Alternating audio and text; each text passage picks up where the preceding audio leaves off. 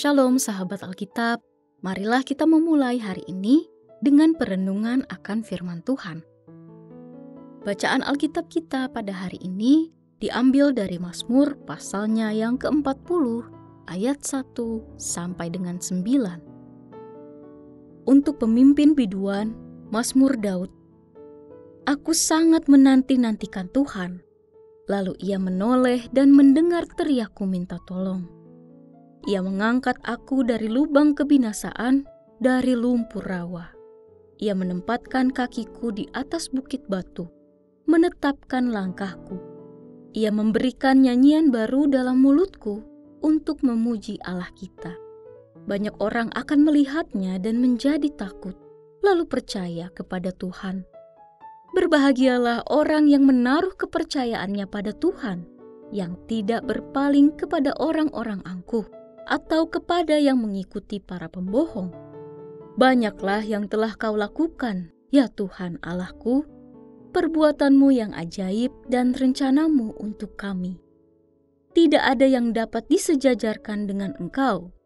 Aku mau memberitakan dan mengatakannya, tetapi terlalu besar jumlahnya untuk dihitung. Engkau tidak berkenan pada kurban sembelihan dan kurban sajian, tetapi Engkau telah membuka telingaku. Kurban bakaran dan kurban penghapus dosa tidak Engkau tuntut. Lalu aku berkata, sungguh aku datang. Dalam gulungan kitab ada tertulis tentang aku. Aku suka melakukan kehendak-Mu, ya Allahku. Taurat-Mu ada dalam lubuk hatiku. Sahabat Alkitab, ada masanya di mana hidup terasa seperti terperosok dalam lubang yang gelap dan licin. Setiap langkah seolah tenggelam lebih dalam ke dalam lumpur kekhawatiran, rasa bersalah atau kekecewaan.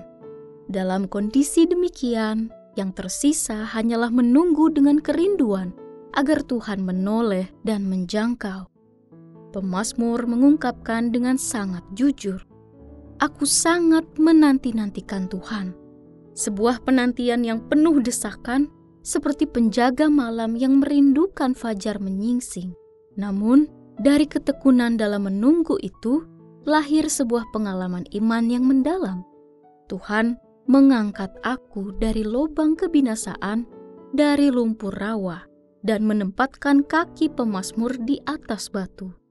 Gambaran ini bukan sekedar metafora penyelamatan fisik, tetapi juga simbol dari pemulihan eksistensial, dari kehancuran menuju kestabilan, dari keputusasaan menuju harapan.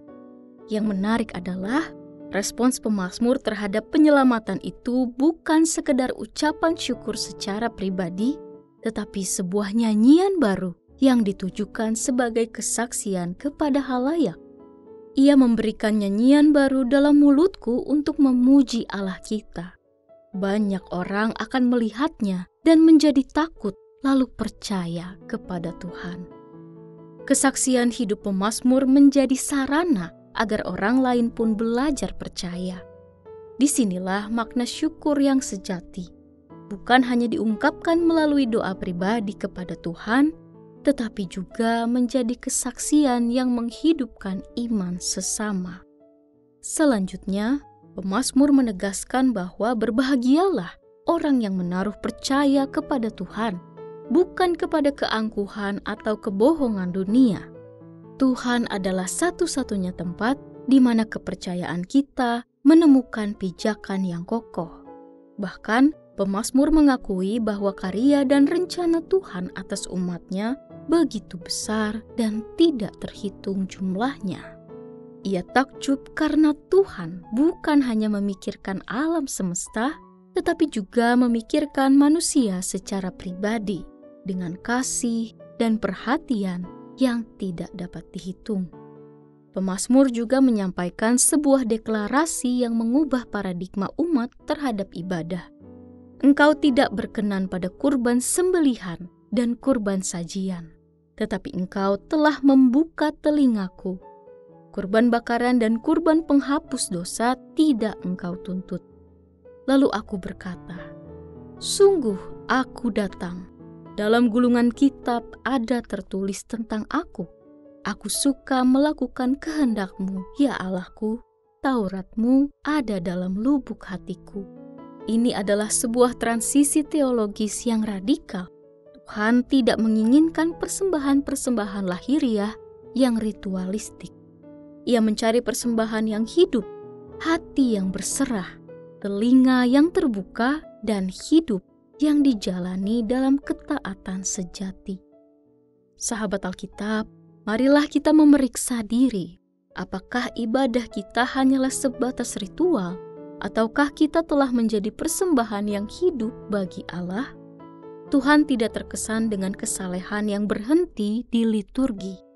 Ia mencari hati yang terbuka untuk mendengar, tangan yang siap melayani, dan hidup yang bersedia menjadi kesaksian kasih setianya.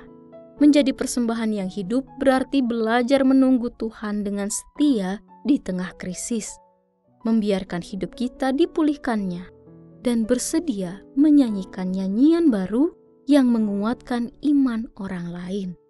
Tidak ada kurban yang lebih indah di hadapan Allah selain hidup yang berserah penuh, dikuasai oleh kehendak-Nya dan menyatakan kasih-Nya dalam keseharian. Mari kita berdoa.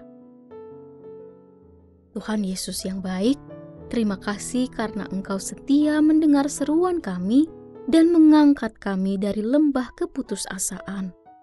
Ajarilah kami untuk hidup sebagai persembahan yang hidup, hati yang taat, dan hidup yang memuliakan nama-Mu.